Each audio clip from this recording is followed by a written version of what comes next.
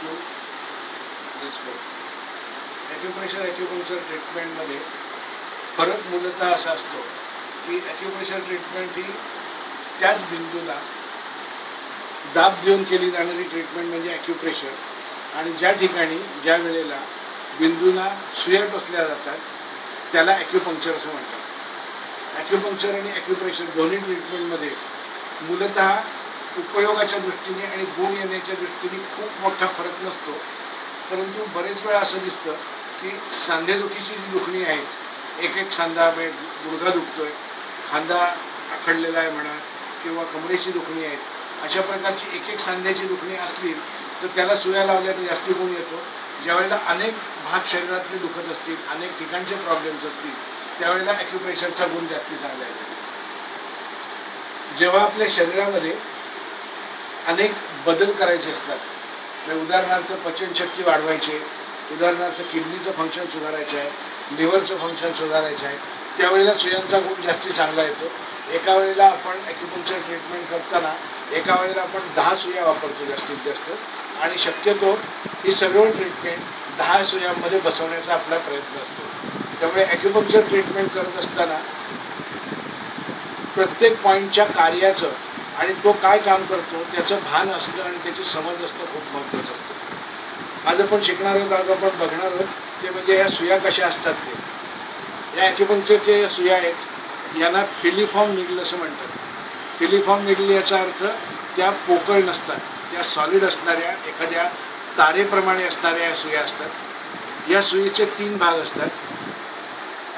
सुईचे 3 भाग असतात. याच्यातला खालचा जो आहे हा कॉपर, मधला जो आहे स्टेनलेस स्टीलचा आहे त्याला शाफ्ट म्हणतात, आणि पुढचं आहे ते टोक टीप. या शाफ्टचा त्याचं जे हँडल आहे, या हँडलचा उपयोग धरण्यासाठी म्हणून होतो. ह्याला खरखरीतपणा असल्यामुळे त्याला ग्रीप चांगली मिळते, आणि ज्यावेळेला सुई लावतो त्यावेळेला ग्रीप मिळाल्यामुळे सुई पटकन लागू शकते. सुईचं टोक शार्प असणं, ते टोकदार असणं खूप महत्त्वाचं असतं.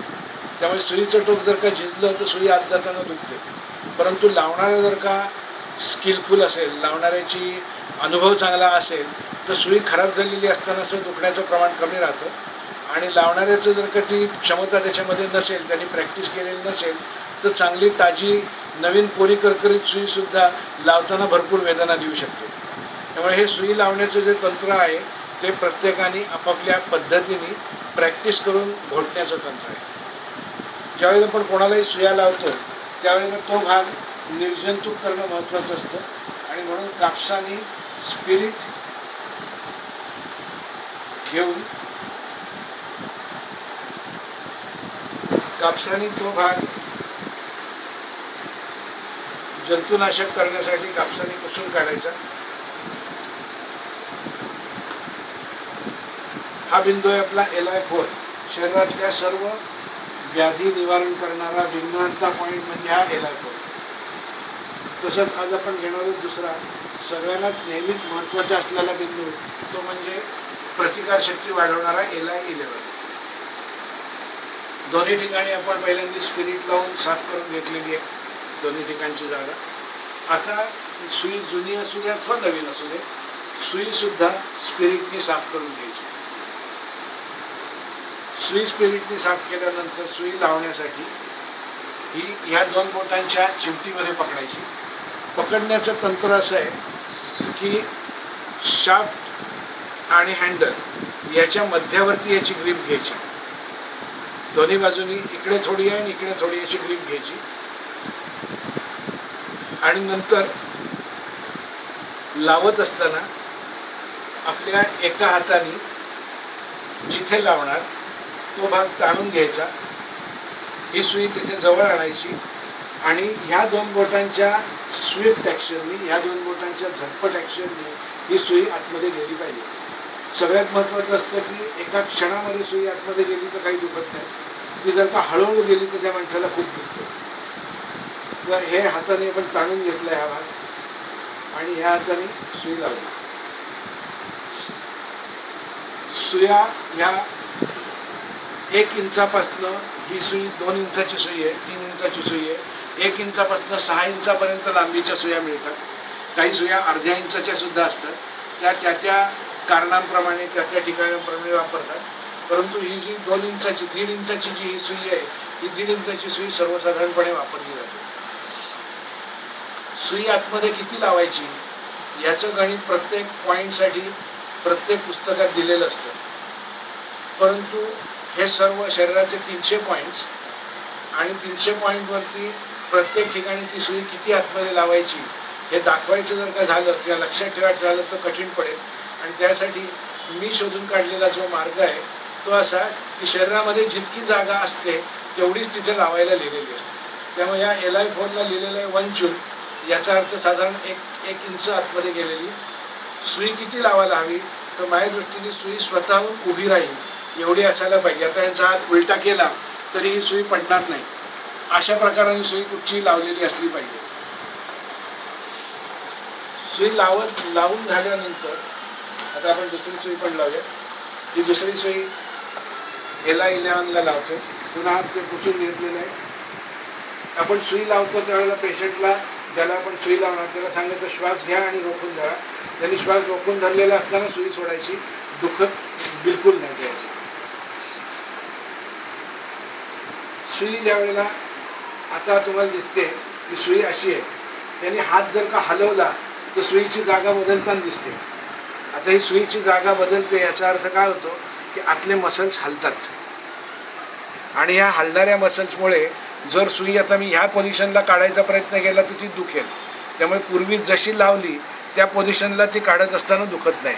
त्यामुळे सुई काढताना अतिशय महत्त्वाचं की ज्या दिशेने लावली त्याच दिशेने ती बाहेर आली पाहिजे, नाहीतर आतमधले मसल्स आहेत ते डॅमेज होऊ शकतात. ॲक्युपंक्चरमधल्या ह्या सुया लावल्यानंतरचं जे तंत्र आहे ते खरं तर माझ्या दृष्टीने पहिल्या सुरुवातीच्या काळात कोणी वापरू नये असं माझं म्हणणं आहे. हे स्टिम्युलेटर मशीन आहे. ह्या स्टिम्युलेटर मशीनचा एक टोक एका सुईला लावलं आहे, दुसरं टोक आपण दुसऱ्या सुईला लावलं आहे आणि आपण ह्या मशीनमधनं स्टिम्युलेशन चालू करतो. स्टिम्युलेशन चालू करत असताना त्या पेशंटला जितकं सहन होईल तितकं जास्तीत जास्त लावायचं असतं. आपल्या अंदाजाने ठेवायचं नाही. पेशंटला ते सुसह्य झालं पाहिजे, पेशंटला त्याच्यातनं आनंद वाटला पाहिजे, बरं वाटलं पाहिजे. तर हे लावत असताना हळूहळू वाढवत जायचं. हा जो लाल लाईटवरचा हलतो आहे, हा लाल लाईटचा हलणं आहे तो आतमधल्या या करंटचा पॅटर्न असणार आहे. आता मी चालू करतो, हळूहळू वाढवत जातो. बस त्यांना बघा, त्यांना थोड्याच याच्यात आलं. काही जणांना फुल वाढवायला लागतं, काही जणांना अगदी थोडं पण पुरतं. एकदम कमी याच्यामध्ये ज्यांना पुरतं आहे, प्रत्येकाच्या सेन्सिटिव्हिटीवरती अवलंबून असतं. ही अशी लावल्यानंतर आपण ह्या मशीनच्या साहाय्याने आपण 6 दुणे 12 पॉईंट्सपर्यंत सुया वापरू शकतो.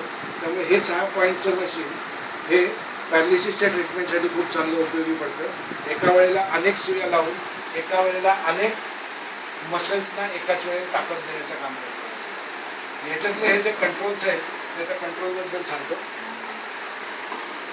याच्यातला हा जो कंट्रोल आहे हा DD कंट्रोल आहे. DD याचा अर्थ डेन्स डिस्पर्स.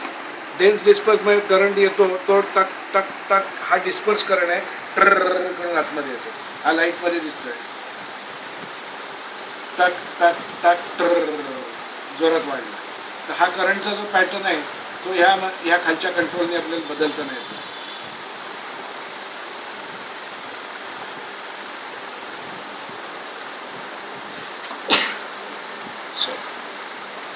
तसंच हा जो इकडचा दुसरा कंट्रोल आहे त्याच्याबद्दल दाखवतो. ह्याच ठिकाणी आपण हे जर का चेंज केलं तर हा करंट कंटिन्युअसवरती आपण ठेवलेलं आहे. कंटिन्युअस याचा अर्थ सतत एकाच गतीने एका धीम्या स्पीडनी तो करंटचे झटके देत राहील आतमध्ये. आपल्याला हवे असतील त्याप्रमाणे हे आपण करंटचे स्ट्रोक्स आहेत ते आपण ॲडजस्ट करू शकतो. ते फास्ट किंवा स्लो आपण करू शकतो.